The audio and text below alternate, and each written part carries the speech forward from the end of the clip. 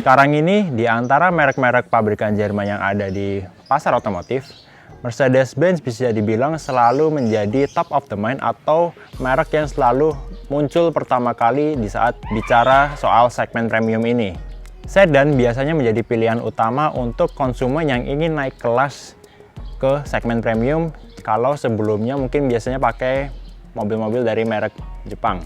Sekarang ini di line up model Mercedes-Benz semakin banyak pilihan model sedan, apalagi untuk entry level. Belum lama ini muncul A200 Sedan Progressive Line yang merupakan model sedan terkecil dari Mercedes-Benz dari basis A-Class. Begitu juga sekarang ada C180 yang kembali hadir untuk melengkapi varian dari C-Class. Keduanya punya harga yang menarik, sama-sama terjangkau untuk sebuah sedan Mercedes-Benz, dan kita akan lihat mana yang lebih cocok untuk dipilih bagi konsumen yang ingin pertama kali punya Mercedes-Benz. Welcome to Carvaganza and let's talk about cars. Sekarang kita akan bahas soal dua sedan entry level Mercedes-Benz.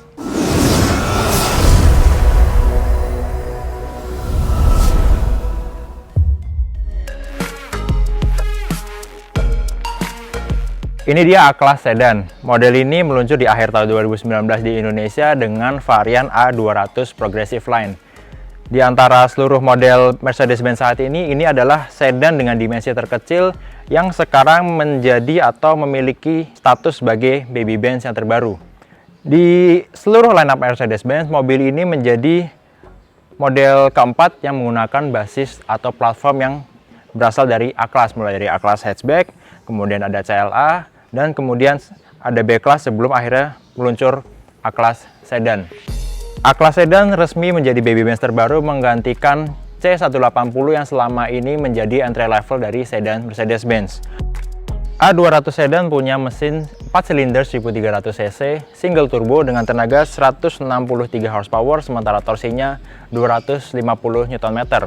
Mesin kemudian dihubungkan dengan transmisi otomatis dual clutch 7 percepatan atau yang oleh Mercedes-Benz dilabeli sebagai 7G DCT.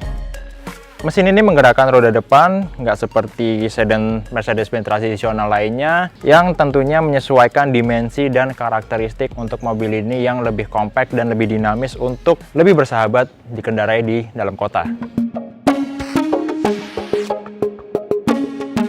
Bicara soal desain, kalau kita lihat A-Class ini menjadi salah satu model pertama generasi terbaru Mercedes-Benz yang mengadopsi bahasa desain Predator Face.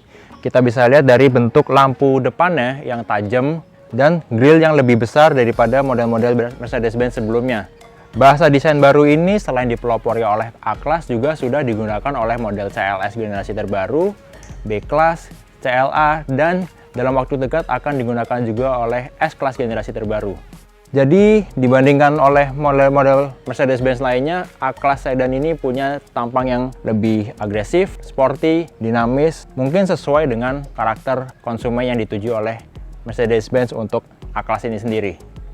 Sementara kalau kita bicara soal C180 alias Cibo, mantan baby Benz, mobil ini punya mesin 4 silinder 1500 cc turbo, tenaganya 156 horsepower, dengan torsi sama seperti A-Class yaitu 250 Nm. Kenapa mesinnya punya power lebih tinggi? Karena untuk C-Class masih menggunakan mesin varian lama, sementara untuk A-Class udah mesin generasi baru dengan pengembangan lebih lanjut. Untuk C-Class, transmisinya menggunakan jenis torque converter alias automatic konvensional dengan 9 percepatan yang oleh Mercedes-Benz disebut sebagai 9G-tronic. Seperti model sedan tradisional Mercedes-Benz, C-Class masih menggunakan sistem penggerak roda belakang alias rear wheel drive yang tentunya punya karakter pengendalian yang beda.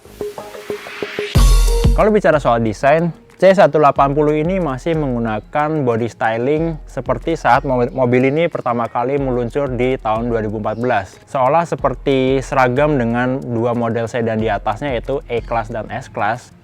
C-Class masih menggunakan desain yang cenderung konservatif atau tradisional dibandingkan A-Class yang sudah lebih sporty atau lebih modern. Dan kalau kita lihat C180 ini mengadopsi body styling trim avant-garde, jadi tampilannya cenderung biasa kalau dibandingkan varian C-Class lainnya seperti C300 AMG Line yang punya fitur dan mesin lebih besar dibandingkan C180. Ada satu kemiripan antara A200 dan C180, yaitu kalau kita lihat ke desain peleknya. Kurang lebih punya desain yang masih dari cetakan yang sama, palang 5, dengan ada satu celah di antara setiap palangnya. Tapi untuk di C180, dia di antara setiap celahnya itu ada tambahan panel yang membuat desainnya seperti lebih tertutup, yang mungkin tujuannya untuk mengurangi daya hambat udara saat mobil ini melaju di kecepatan tinggi. Sementara untuk diameternya, A-Class mendapatkan diameter lebih besar, yaitu 18 inci, sementara di C-Class itu adalah 17 inci. Bicara soal teknologi, A-Class dan C-Class sama-sama menggunakan lampu utama dengan teknologi High Performance LED. Dan untuk pembedanya, A-Class menggunakan DRL model seperti berbentuk huruf L yang menjadi alis di bagian atasnya, sementara C-Class punya kurang lebih sama bentuk garis untuk DRL-nya, cuma dengan lekukan yang lebih lembut atau lebih landai. Jadi seolah membuat tampilan dari C-Class ini lebih elegan dibandingkan A-Class. Kalau lihat dari belakangnya, mobil ini juga punya karakter desain yang benar-benar berbeda. Kalau A-Class masih menggunakan desain lampu yang lebih tipis dan tajam dengan grafis LED bar membentuk huruf seperti huruf Y, sementara di C-Class menggunakan bentuk lampu belakang yang lebih membulat dan lebih besar dengan LED bar di belakangnya yang membentuk huruf C untuk menandakan generasi atau facelift terbaru dari C-Class generasi W205 ini. Itu tadi soal eksterior dan desain. Sekarang kita akan bahas interior masing-masing dari A200 dan C180. Selain dari eksteriornya, interior dari Mercedes-Benz A-Class juga sudah menggunakan bahasa desain terbaru dari Mercedes-Benz untuk interiornya. Kita nyalain dulu ya. Seperti kita bisa lihat, interior antara A-Class dengan C-Class saat ini, perbedaan utamanya adalah dari bagian layar di dashboard yang mendominasi bagian tengah sampai bagian sisi pengemudi. Ini adalah sistem infotainment terbaru dari Mercedes-Benz yang disebut sebagai MBUX atau Mercedes-Benz User Experience, dengan keunggulan utama fitur Linguatronic atau voice command yang bisa atau menerima beberapa perintah untuk mengatur fungsi fitur atau beberapa fitur infotainment di mobil ini.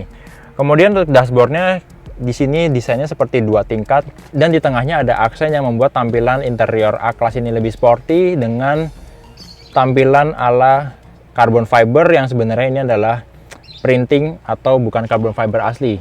Tapi untuk mobil ini membuat tampilannya menjadi lebih sporty karena aksen tersebut juga ada di bagian trim pintu.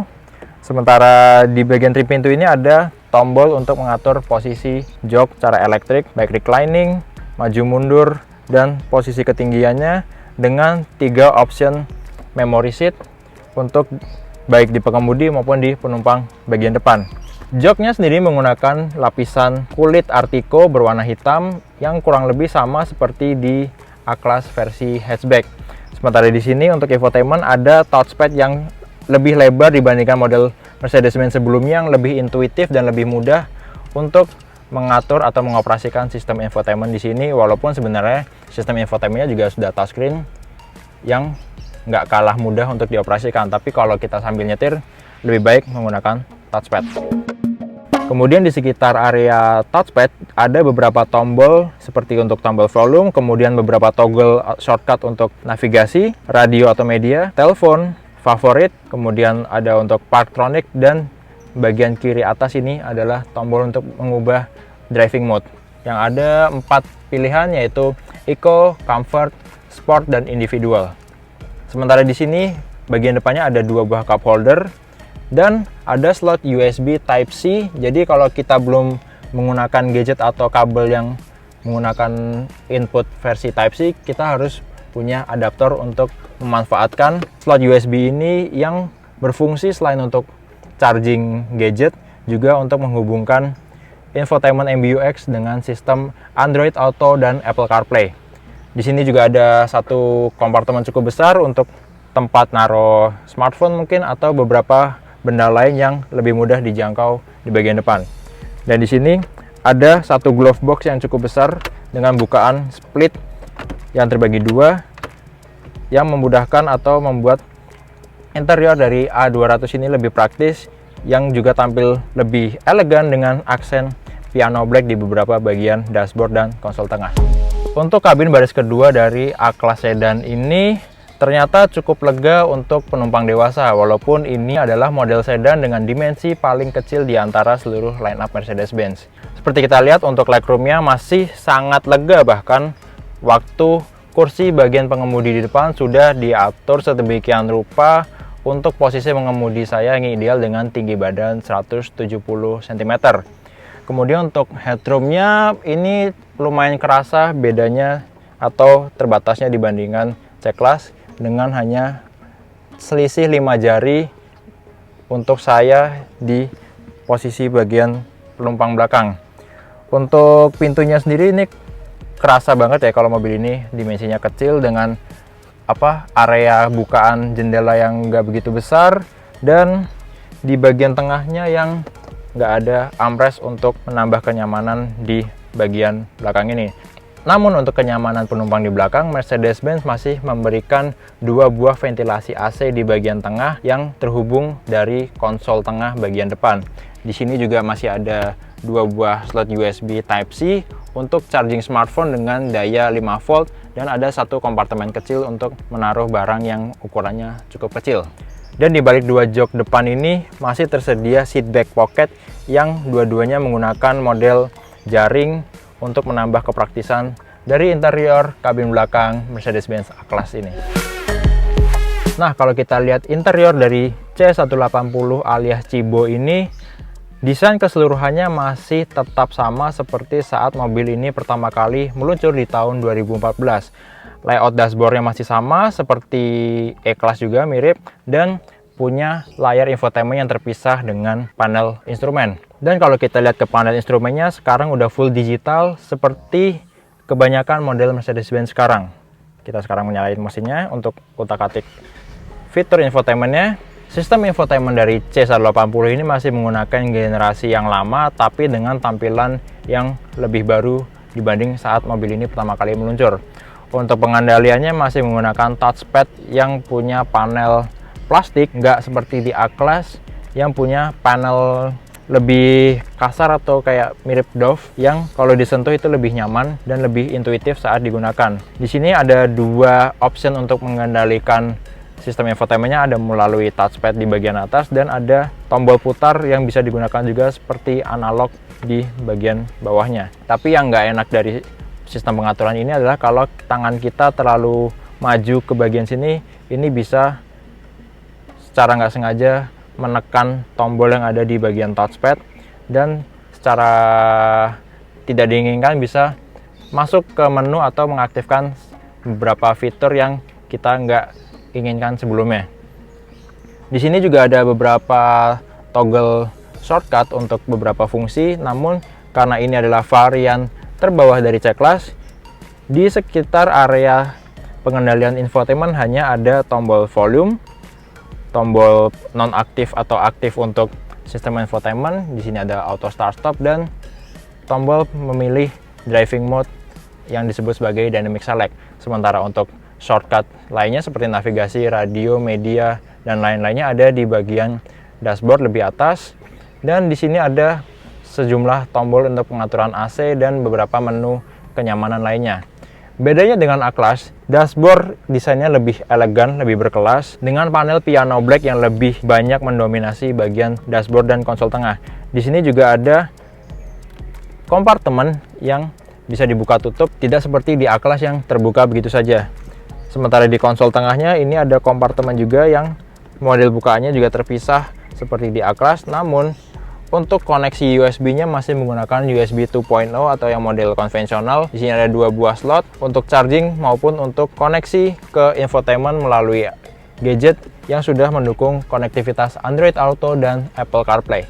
Untuk memaksimalkan kenyamanan, di sini juga masih tersedia pengaturan elektrik untuk joknya. Namun terbatas hanya untuk reclining dan tinggi rendah posisi kursi, sementara untuk maju mundurnya masih menggunakan fungsi manual, tidak seperti di model C-Class lainnya yang bisa full elektrik yang ada tombol di bagian panel pintu. Sementara setirnya seperti di A-Class masih diatur secara manual, baik tilt maupun teleskopik. Nah, baik A-Class maupun C-Class untuk C180 sudah sama-sama dilengkapi pedal shift di setiap setirnya. Namun yang membedakannya adalah walaupun desain setirnya sama, dua tuas di balik setir untuk pengaturan lampu, wiper, dan transmisi. Di C-Class ini terlihat lebih berkelas karena desainnya lebih tebal dan elegan dibandingkan pada A-Class yang tipis, yang seakan menunjukkan build quality yang tidak lebih baik dibandingkan C-Class model entry level ini. Sementara untuk membedakan C-Class C180 dibandingkan model yang lain seperti C300 atau C200, panel hitam mendominasi di bagian setir, baik di bagian palangnya maupun di area tombol pengaturan beberapa fitur, mulai dari infotainment sampai cruise control di bagian kanan kiri. Ini membuat tampilan C-Class cenderung monoton dibandingkan varian C-Class yang lainnya yang mungkin lebih berwarna, membuat tampilannya lebih dinamis dan berkelas. Nah, salah satu perbedaan yang paling terasa antara C-Class dengan A-Class sedan adalah interior kabin bagian belakangnya. Di depan tadi juga sudah saya atur untuk posisi mengemudi yang ideal untuk saya dengan tubuh 170 cm. Dan kita bisa lihat legroomnya jauh lebih lega dibandingkan C-Class yang kita coba tadi. Di bagian bawahnya juga kita masih bisa masukkan kaki untuk agak lebih santai. Dan kalau bicara soal headroom mungkin nggak terlalu beda signifikan dibandingkan A-Class. Tapi di C-Class ini kita kerasa banget kalau mobil ini punya dimensi yang lebih besar dibandingkan A-Class sedan. Walaupun perbedaannya nggak banyak, sekitar 10 cm baik dari panjang keseluruhan mobil ini sampai ke wheelbase-nya. Dan kalau kita lihat bidang bukaan dari jendelanya juga terasa lebih luas dengan ada satu tambahan panel kaca di bagian belakang. Terus untuk C-Class juga sama-sama udah dapat ventilasi AC 2 buah untuk penumpang belakang. Tapi sayangnya di bagian bawahnya nggak ada tambahan fitur lain seperti di A-Class, yaitu untuk slot USB atau power outlet untuk jadi tempat charging gadget atau smartphone. Di sini cuma ada satu kompartemen kecil yang nggak cukup besar untuk bahkan menjadi tempat naruh smartphone. Tapi bedanya dibandingkan A-Class sedan, C180 masih menyediakan armrest yang kalau kita buka ini ada kompartemen cukup besar untuk nyimpan barang berharga mungkin kalau saat parkir. Dan di bagian sini juga masing-masing ada 2 buah cup holder untuk masing-masing penumpang sebelah kiri dan kanan. Jadi itu dia interior kabin belakang dari C180 sebagai varian entry level model C-Class. Dan sekarang waktunya kita coba mobil ini dari balik setir.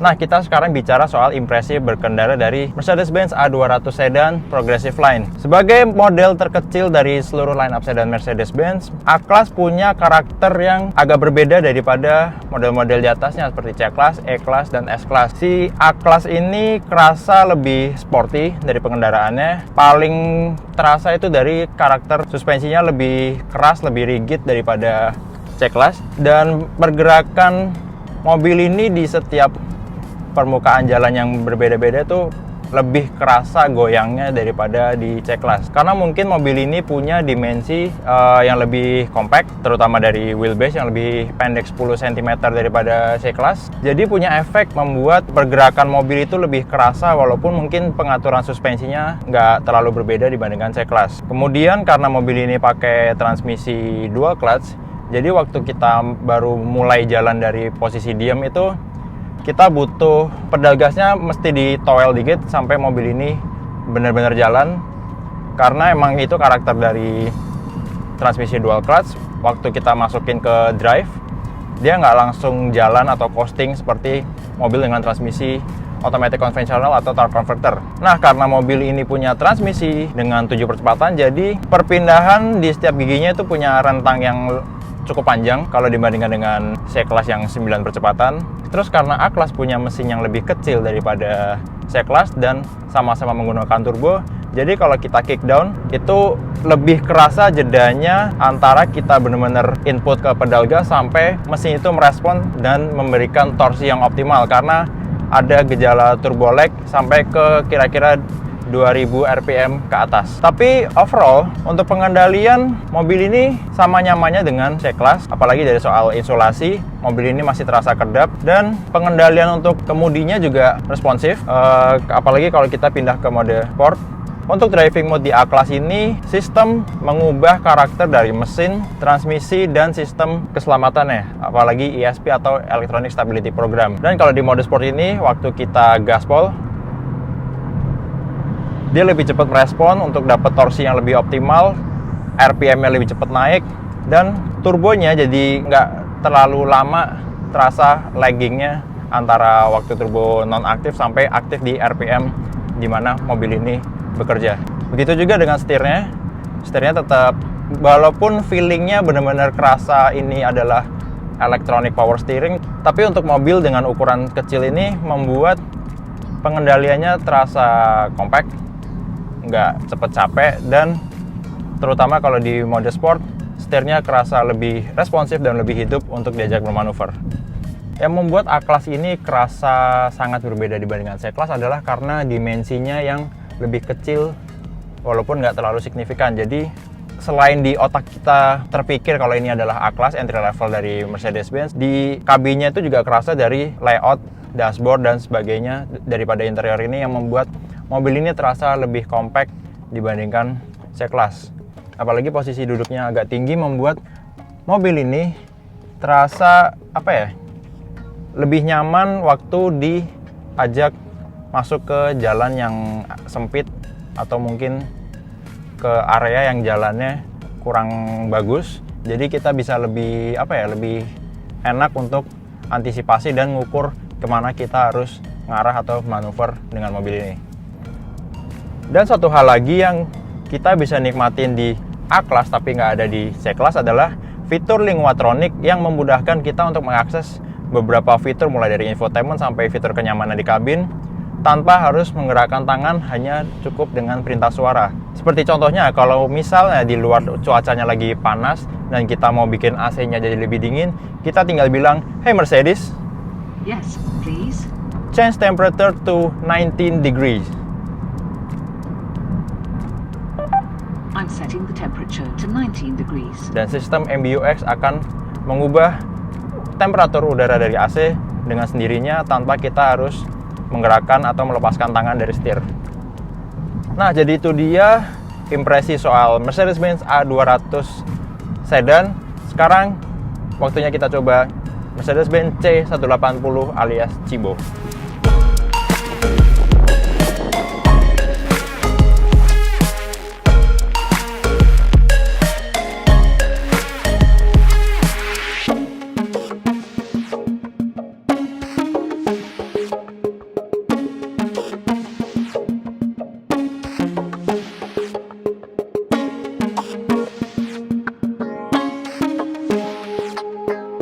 Dan sekarang kita udah bersama C180 alias Cibo, mantan baby Benz yang sekarang posisinya digantikan oleh A-Class Sedan.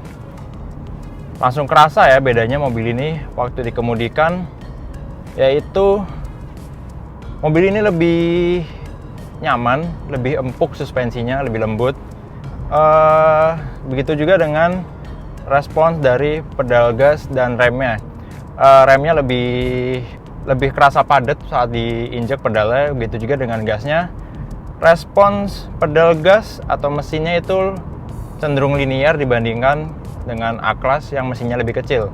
Dan karena mobil ini punya transmisi dengan gigi yang lebih banyak, jadi mobil ini untuk nambah kecepatan juga nggak sampai.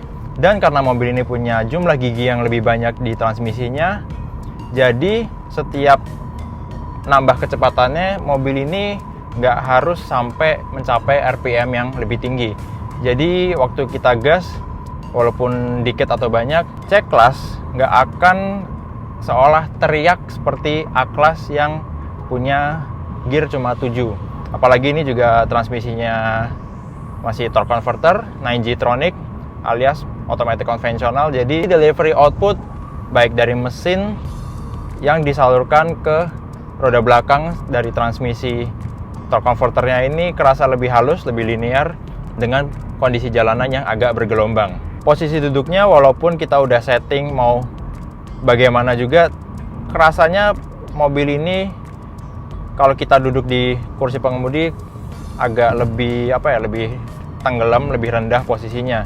Udah gitu layout dashboard dan konsol tengahnya ini membuat mobil ini kerasa lebih lega, lebih lebar, lebih luas dibandingkan dengan A-Class. Jadi nyetir Cibo alias C180 walaupun punya bandrol yang lebih terjangkau daripada A-Class, kita merasa seakan lebih berwibawa berada di mobil ini. Kemudian di mobil ini juga lebih terasa refine dibandingkan A-Class, mulai dari putaran setirnya lebih berat, agak lebih padat, terus karakter suspensinya tentunya lebih nyaman, lebih lembut, dan at some point untuk pedal remnya itu kerasa lebih enak untuk diinjak, nggak terasa kosong di bagian awal waktu kita injak. Jadi mobil ini benar-benar kerasa beda kelasnya dibandingkan dengan A-Class. Terus perbedaan utama lain antara A-Class dan C-Class ini adalah mobil ini punya penggerak roda belakang. Jadi lebih kerasa kalau mobil ini agak terasa lebih panjang waktu kita bermanuver di area yang agak sempit. Seperti kita lagi U-turn ini, kita harus ngambil ancang-ancang agak lebar waktu mau masuk ke belokannya. Udah gitu, kerasa banget behavior mobil ini beda. Dari putaran setirnya, waktu dia berubah arah juga beda, nggak seringkas A-Class yang dimensinya juga lebih compact. Overall, C-Class menjadi mobil yang tetap menawarkan kualitas khas Mercedes-Benz yang premium, walaupun punya bandrol yang saat ini paling terjangkau di antara semua line-up sedan Mercedes-Benz di Indonesia. Tapi walaupun mobil ini nggak selengkap A-Class dalam hal teknologi dan fitur, Anda mungkin bisa pilih varian C-Class yang lebih tinggi lagi, mungkin ada C200 atau C300. Semua itu tergantung dari pilihan dan kebutuhan Anda masing-masing. Nah, kalau bicara soal berkendaranya, Mercedes-Benz memberikan pilihan atau range driving mode yang berbeda untuk C-Class ini dibandingkan A-Class. Untuk C-Class ini, sekarang kita ada di mode comfort. Secara total, Mercedes-Benz menyediakan 5 pilihan driving mode untuk C180, mulai dari Eco, Comfort, Sport, Sport Plus, dan Individual. Jadi mode sportnya ada 2 tingkat. Dan seperti A-Class, waktu kita pindah mode berkendaranya, yang terpengaruh itu adalah karakter dari mesin, transmisi, dan juga sistem keselamatannya, terutama ESP. Dan kita coba di Sport Plus untuk gaspol. Masih di Sport, ini karakter mesinnya masih benar-benar linear, dan walaupun ini mesin turbo, hampir nggak terasa ada gejala tiba-tiba torsinya nusuk waktu mobil ini turbonya aktif.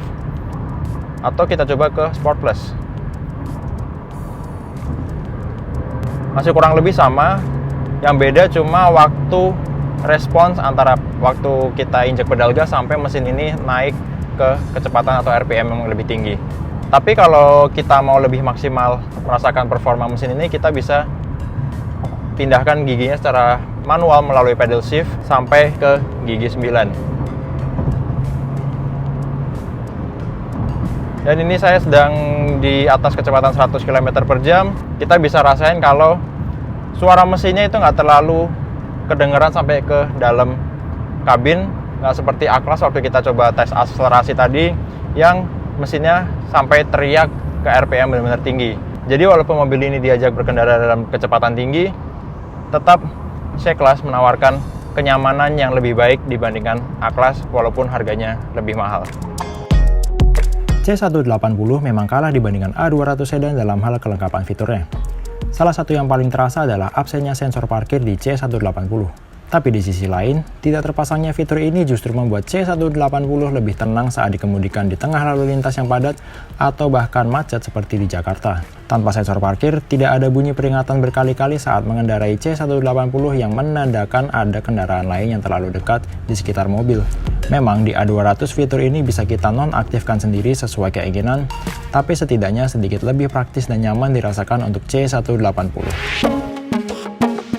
Nah, jadi itu dia hasil komparasi antara Mercedes-Benz A200 sedan dengan C180 yang masing-masing merupakan entry level. C180 merupakan entry varian dari seluruh model C-Class, sementara A200 merupakan entry level dari seluruh model sedan Mercedes-Benz.